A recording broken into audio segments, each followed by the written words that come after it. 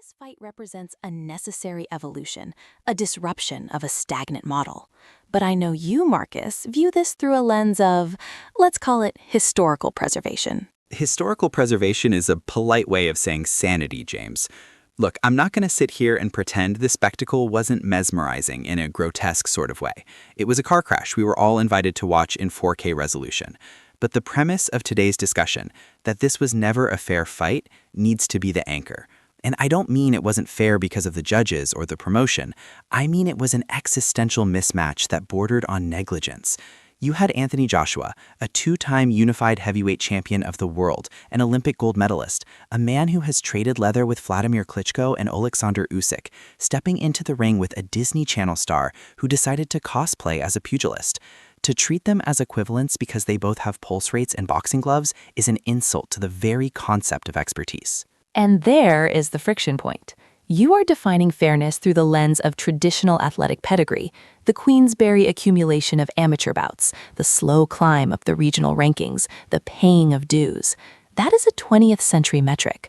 I would argue that fairness in the digital age is defined by the capacity to command the arena. Jake Paul didn't cosplay. He hacked the system.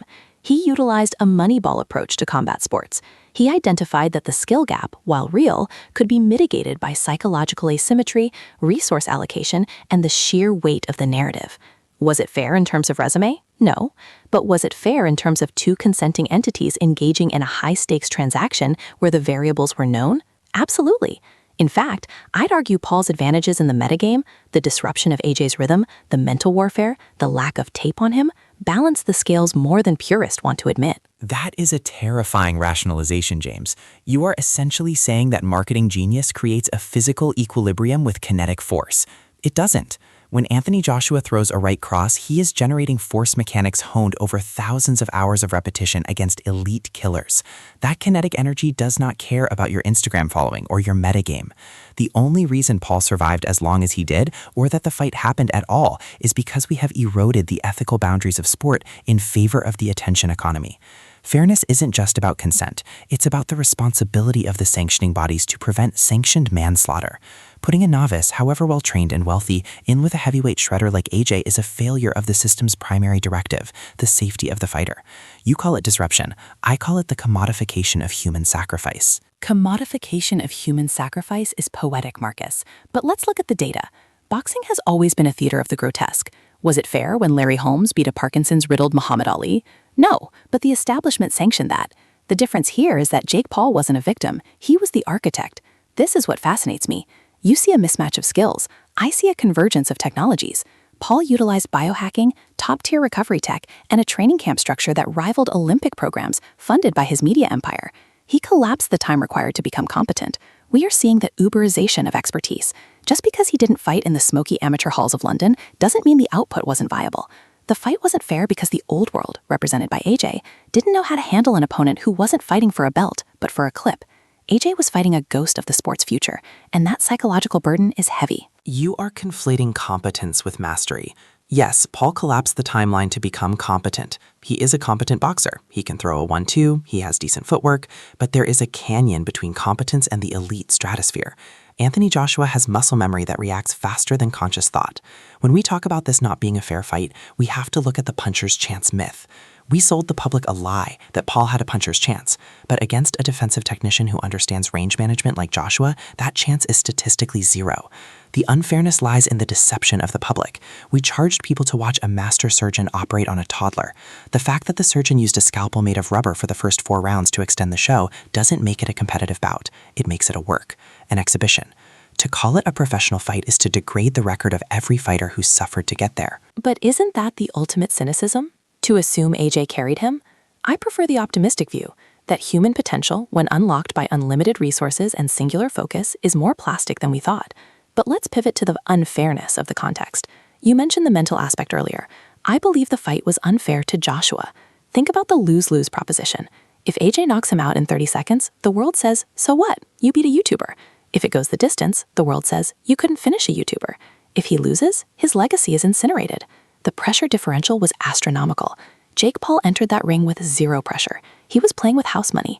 In a high-performance psychological state, that freedom is a performance-enhancing drug.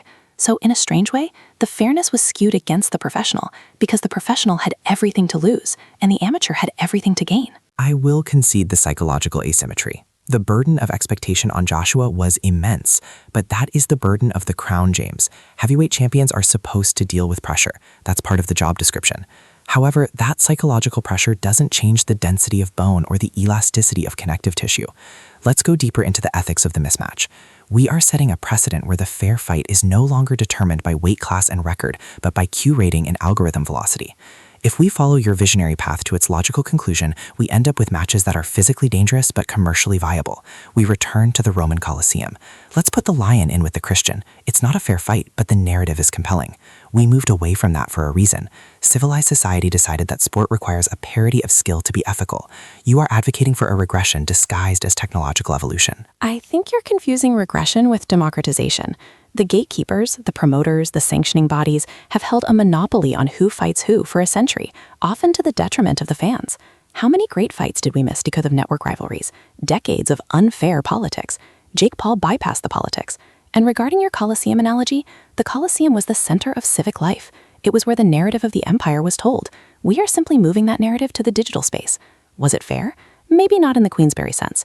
But was it valid? Yes, because millions of people assign value to it. And here's where I challenge your skepticism. You imply that the skill gap is static. I argue that the fight showed us that the gap is closing.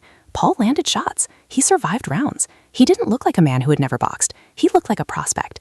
That suggests the sacred knowledge of the boxing elite isn't as inaccessible as they claim. He survived because Joshua allowed him to survive, or perhaps because Joshua was paralyzed by the sheer absurdity of the event. But let's touch on that closing the gap idea. It is a dangerous illusion. It's the Dunning-Kruger effect weaponized and sold on pay-per-view. You see Paul land a job and think, look, he belongs. I see Joshua checking the distance, reading the telegraph, and deciding not to counter with lethal intent yet. The unfairness is that we are legitimizing a fantasy. We are telling a generation of kids that they don't need to go to the amateur gym. They don't need to run the miles in the cold at 4 a.m. They just need a TikTok following and a loudmouth, and they too can challenge the heavyweight champion. It devalues the currency of hard work. It suggests that everything, even violence, is hackable. And some things, James, should not be hackable. Some things require blood equity. Blood equity. A very romantic, analog concept. But we live in a world of digital leverage. Why should a kid run in the cold at 4 a.m. if he can achieve the same financial and cultural outcome through smart media manipulation and targeted high-intensity training? You're mourning the loss of this suffering narrative. You believe a fighter must suffer to be legitimate. I believe a fighter must be effective. Jake Paul was effective at getting into the ring with AJ. That is the win. The fight itself was just the denouement of the business deal. And to the point of fairness, wasn't it unfair that AJ had a lifetime of conditioning? Sure, but Paul had the advantage of being underestimated. That is the classic David and Goliath archetype. You say it was never a fair fight because Goliath was too big. I say Goliath was too big to see the stone coming. Not the physical stone, but the cultural shift that Paul represented. AJ was fighting a ghost, and you can't punch a ghost. You can, actually. You can punch the representative of the meme very hard in the jaw. And when that happens, the meme dissolves and you are left with a concussed reality star. We saw glimpses of that reality. When AJ stepped on the gas, the panic in Paul's eyes was primal. That was the only moment of truth in the whole circus. The unfairness I keep coming back to is the exploitation of the sport's architecture. Boxing rules exist to protect fighters from themselves. When you sanction a bout between a 0 and 1 against real boxers, unified champ, you are breaking the social contract of the sport. You are saying that safety is secondary to solvency. You are an optimist, James, so you see new models. I am a historian, so I see the repetition of the Carnival Barker exploitation. It's not Moneyball, it's P.T. Barnum. And the fact that we are analyzing it as a serious athletic contest proves the con worked. If the con works, is it a con? Or is it a successful pivot? Let's look at the unfairness of the physical attributes. AJ is 6'6", a natural heavyweight. Paul is a natural cruiserweight bulking up. Physics, as you love to say, is the law. But didn't we see Usyk dismantle AJ? Usyk was smaller. He used speed, angles, and IQ. Paul attempted to replicate a version of that, albeit a rudimentary one. He tried to use the unfair advantage of speed and low center of gravity. It didn't work fully, but the strategic attempt was there. My point is, the fight was an experiment in whether outside art can compete with inside art. You say it was unfair because the institution is too strong. I say the fact that the institution had to stoop to acknowledge the outsider proves the institution is crumbling. AJ needed this fight for relevance in the American market just as much as Paul needed it for legitimacy. That mutual dependency creates a fairness of exchange, if not a fairness of fisticuffs. Mutual dependency is a business term, not a sporting one. A drug dealer and an addict have mutual dependency. That doesn't make the transaction noble. You keep trying to intellectualize a mismatch. Let's create a hypothetical. Imagine a wealthy tech CEO decides he wants to play quarterback for the Kansas City Champs in the Super Bowl. He trains for 2 years with the best coaches money can buy. He pays the NFL enough money to allow it. Is that disruption? No, it's a mockery. And if he gets on the field and gets crushed by a linebacker, we don't say, wow, look at how he hacked the system. We say, that was a negligent display of hubris. Boxing is the only sport where we allow this because boxing has no central governance to stop it. The unfairness is structural. It exposes that boxing is a lawless wasteland where money buys a ticket to get beaten up.